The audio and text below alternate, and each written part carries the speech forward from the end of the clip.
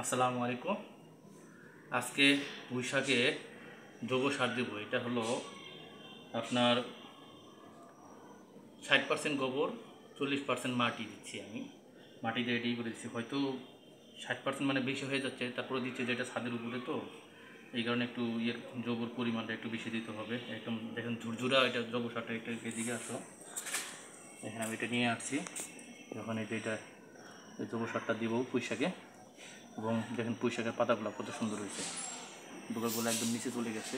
আমরা এটা আর কয়েকদিন গেলে হয়তো উঠাবো। তার আগে আমরা এই যে এটা দিয়ে নিচ্ছি, জৈব সারটা দিয়ে নিচ্ছি। এই বৃষ্টির কারণে দিতে পারি নাই, তো এটা এখন আমি যে দিচ্ছি আর কি। আপনারা দেখেন এটাই যে গোড়ার ভিতরে দিচ্ছি, কারণ এটা ছাদে আপনার চাষ করলে এটা আপনার দিতে হবে, না দিলে হবে না।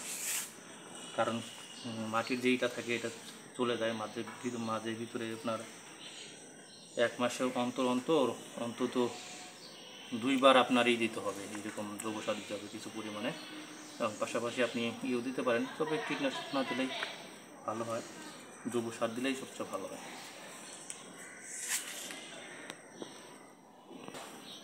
প্রত্যেকটা গাছের গোড়াতে দিয়ে দিচ্ছি।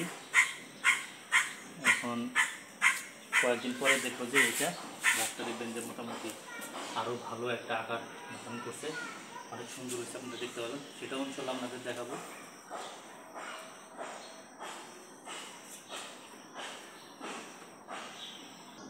গোড়ায় করে নাও।